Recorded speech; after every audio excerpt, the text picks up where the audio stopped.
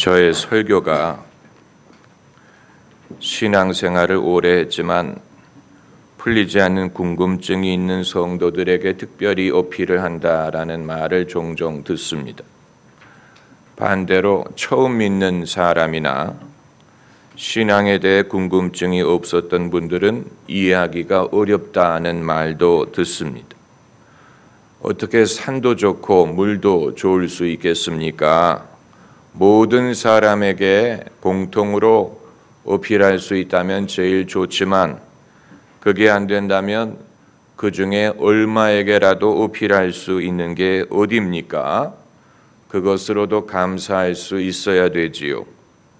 이 세상의 기독교는 긴 기차와 같다고 비교할 수 있습니다. 앞에 가는 기관차와 객차는 벌써 터널에 진입을 하고 다리에 진입을 했는데 저 뒤에 있는 화물차는 아직 구경도 하지 못한 것처럼, 아니면 영화관에 들어가기 위해서 줄을 서 있는 사람에 비유할 수 있습니다. 앞에 있는 사람들은 벌써 표를 구해서 극장에 들어가 앉아 있거나 화장실을 가거나 팝콘을 사고 있지만 뒤에 있는 사람들은 아직 표도 구하지 못해서 기다리고 있는 것과 같습니다. 마찬가지로 이 세상의 기독교도 먼저 믿었던 나라, 먼저 믿었던 문명권은 벌써 포스트 모던 시대에 진입을 해서 이제껏 겪어보지 못했던 새로운 도전에 직면을 하고 있지만, 이후에 믿었던 나라와 문명권은 아직 초보적인 문제를 해결하려고 하는 것과 같습니다. 예컨대 우리나라가 60년대, 70년대에 기복신앙이 유행하지 않았습니까? 그러나 그 폐해를 우리가 알게 되면서 지금 이 시대에는 기복신앙을 가르치는 사람은 별로 없지만 최근에 믿기 시작한 나라들, 싱가포르라든가 남미라든가 아프리카 일부에서는 아직도 기복신앙이 인기를 끌고 있습니다. 신앙은 학교 과정과 같아서 처음부터 대학교 과정에 뛰어들 수 있는 게 아니고 초등학교 과정부터 차근차근 밟아 올라가야 됩니다. 여러분, 만일 한반도가 통일이 되면 북한의 신앙의 자유가 있게 된다면 그 신앙적인 흥분을 우리가 상상할 수 있겠습니까? 난리도 아닐 것입니다. 북한에 교회들이 세워지면 그 신앙의 흥분을 우리가 가히 상상할 수 없습니다. 그러나 대조적으로 남한의 기독교인들은 이미 그런 것을 과거에 경험했고 훨씬 더 침착하고 그 대조가 상당할 것 같지 않습니까? 그 신앙의 격차를 우리가 다 상상할 수 없을 것입니다. 그러나 뒤에 따라오는 사람들을 기다리기 위해서 우리가 갈 길을 가지 않을 수는 없습니다. 우리는 우리대로 갈 길을 가야 됩니다. 제가 누누이 말씀드리는 한 번 더 선교의 개념, one more time, 제2라운드의 개념은 제1라운드를 이미 겪어본 국가에 해당이 되지만 아직 제1라운드도 제대로 시작해보지 못한 나라에는 해당하지 않을 것입니다. 누가 제2라운드를 맞을 준비가 됐다는 말이냐? 기독교를 오랫동안 접해봤던 사람들, 그럼에도 이 시대에 신앙을 떠난 사람들, 기독교가 무엇을 가르치는지 모르는 것이 아니로되 그게 자기와 별 상관이 없다고 생각하고 마음의 문을 닫은 사람들, 그리고 현대 사회가 당면한 여러 가지 어려운 문제에 대해서 기독교가 답을 주지 못한다고 관심을 끈 사람들, 그래서 스스로를 후기 기독교인, 포스트 크리스찬이라고 생각하는 사람들에게 one more time, 한 번 더 어프로치가 필요한 것이지, 아직 기독교를 한 번도 접해보지 못한 사람에게는 필요하지 않을 것입니다. 이것이 대한민국과 무슨 상관이 있다는 말이냐? 여러분, 대한민국은 의외로 빠른 국가라는 사실을 아십니까? 대한민국 사람들은 생각하는 것, 느끼는 것이 빨라요. 기독교 역사는 길지 않지만 그럼에도 한국 사람들은 빠르게 생각하고 생각의 흐름이 속히 진행되고 있습니다. 그 예로 70년대, 80년대 한국 교회의 부흥을 인도했던 목사님들, 그러나 그분들의 설교가 더 이상 사람들이 귀를 기울이지는 않습니다. 어제의 만나와 같아요. 그때 유행했던 설교를 지금 들으면 진부하다고 생각할 것입니다. 벌써 어제의 만나가 됐습니다. 그래서 우리는 오늘에 주시는 만나를 필요로 하고 있는 것입니다. 그만큼 흐름이 빠르게 진행되고 있는 것을 볼 수가 있는 것입니다. 제 설교 내용이 신학적인 내용이 좀 많지만 성도님들이 용납을 해 주셔야 됩니다. 우리는 지난 수십 년 동안 예수께서 곧 오시리라고 믿었습니다. 종말론이 인기를 끌었습니다. 곧 끝이 오리라 라고 생각을 했습니다. 그 결과로 미래의 문제에 대해서 별로 염려하려고 하지 않았습니다. 왜냐하면 우리가 사는 동안에 끝이 올 수 있다고 생각했기 때문에 미래의 문제, 그것이 환경의 문제든 무슨 범죄의 문제든 또 교회의 미래에 대해서 별로 생각하려고 하지 않았습니다. 당시 우리나라의 최고로 큰 교회 목사님이 은퇴를 하게 되면 누가 그 뒤를 이어 목회를 하게 될 것입니까? 라고 물어보면 그 교회 관계자들이 뭐라고 대답했는지 아십니까? 그 전에 예수님이 오실 거라고 말했습니다. 그건 무책임한 말이에요. 어려운 문제를 해결하려고 하기보다는 그 전에 끝이 올 것이기 때문에 염려할 필요가 없다라는 것인데, 그러나 예수님은 아직 오지 않으셨고 그 목사님은 은퇴하셨고 다른 목사님이 오셨습니다. 여러분, 인류의 역사는 앞으로 얼마 동안 더 지속될지 알 수 없지만 이것이 100년, 200년, 500년, 1000년, 2000년 그 이상 뻗어나가는 것을 우리가 생각하지 않을 수 없습니다. 그렇기 때문에 기독교가 100년 이후에는 어떤 모습이 될 것인지, 1000년 이후의 기독교, 2000년, 5000년 이후의 기독교는 과연 어떤 모습이 될지 우리가 생각을 안 할 수가 없는 것입니다. 제가 누누이 말씀드리는 것은 1000년, 2000년 후는 우리가 알 수 없지만 적어도 50년, 100년 후의 모습을 우리가 생각을 하고 미래의 기독교에 나아갈 길을 생각할 필요가 있다는 것을 여러분에게 누누이 말씀을 드리는 것입니다. 미래 기독교에 나아갈 길을 생각할 수 있는 사람이 제2라운드를 준비할 수 있을 것입니다. One more time, one more time, 한 번 더 세계 선교를 꿈꿀 수 있는 사람은 미래의 기독교를 제시할 수 있어야 될 것입니다.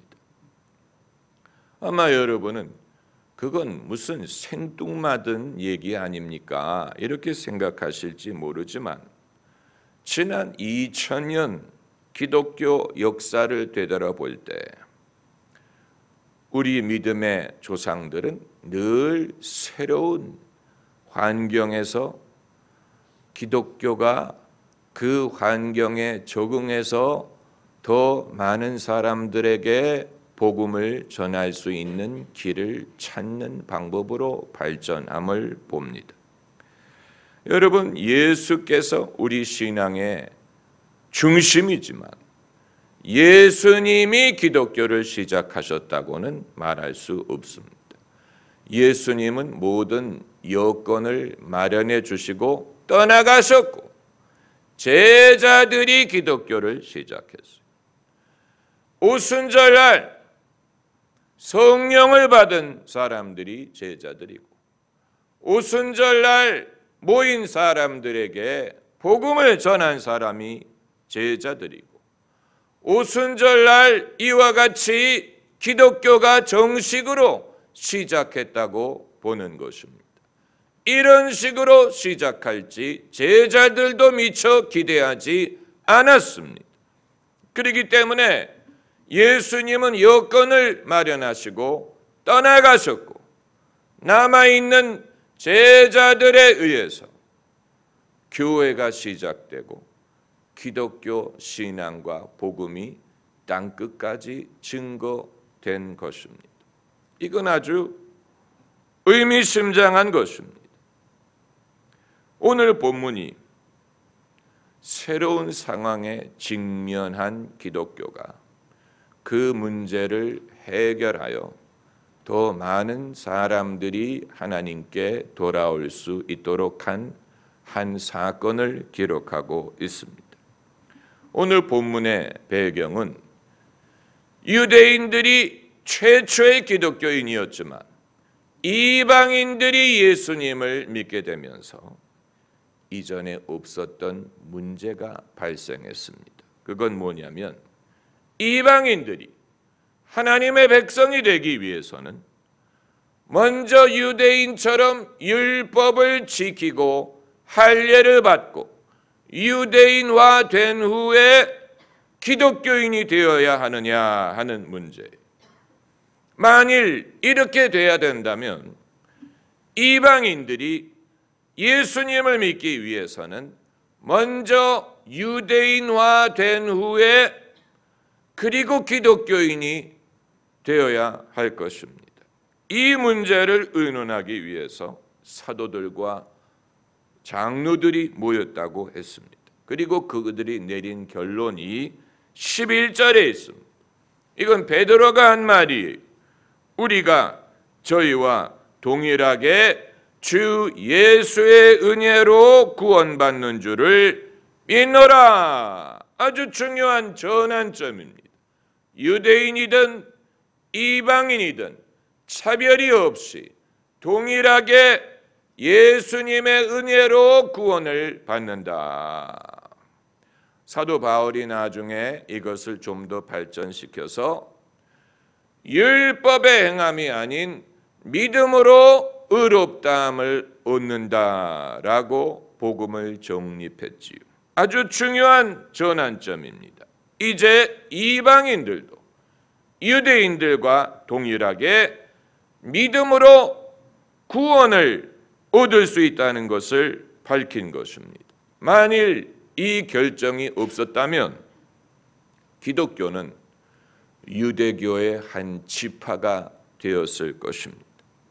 그러나 그렇게 되지 않고 세계적인 종교로 기독교가 뻗어나갈 수 있는 계기가 바로 오늘의 본문의 결정입니다.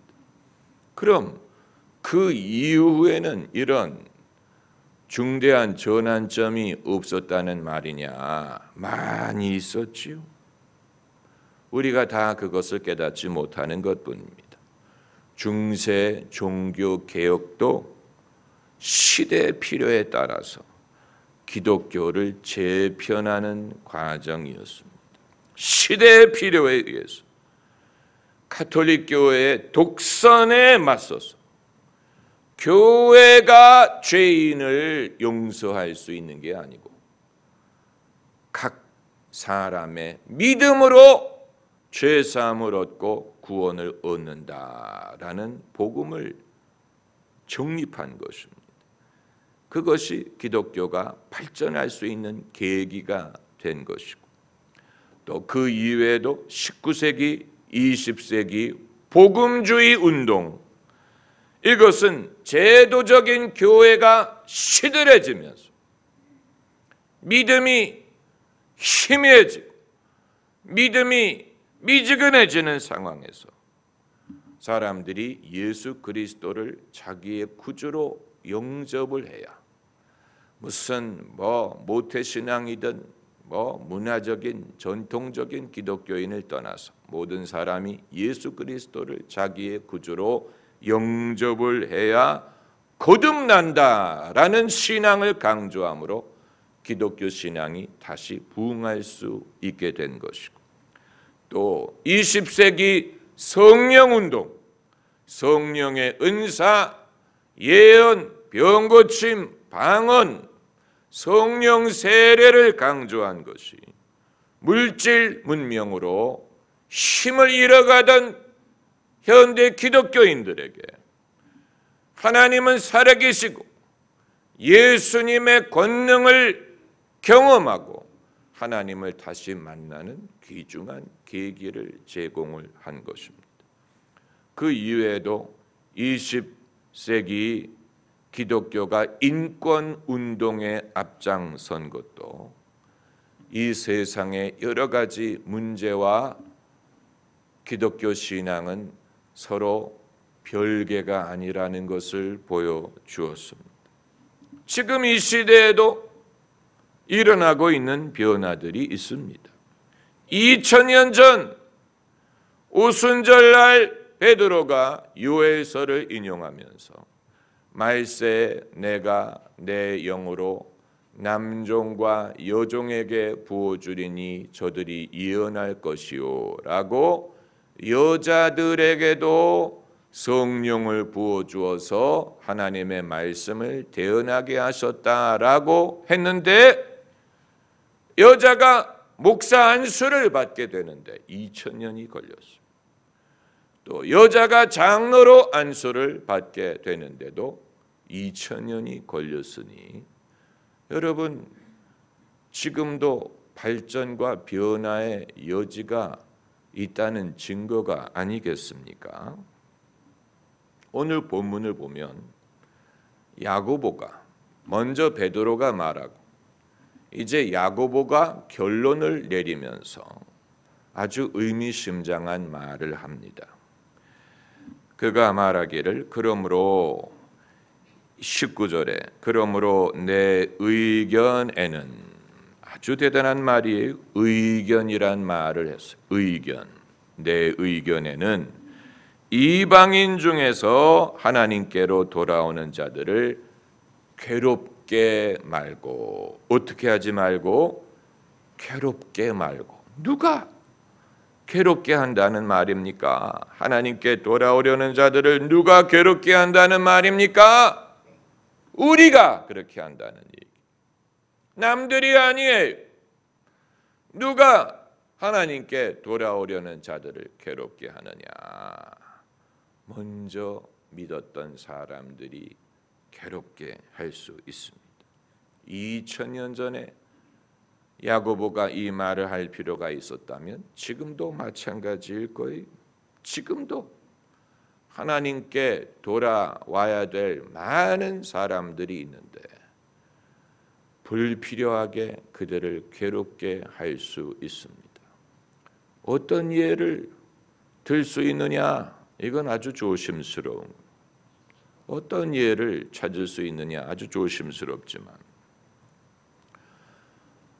저는 가정이라는 개념이 미래는 상당히 바뀌리라고 봅니다. 가정이 없어지는 건 아니, 그러나 그 모습이 달라지리라고 보고 이미 달라지고 있어요.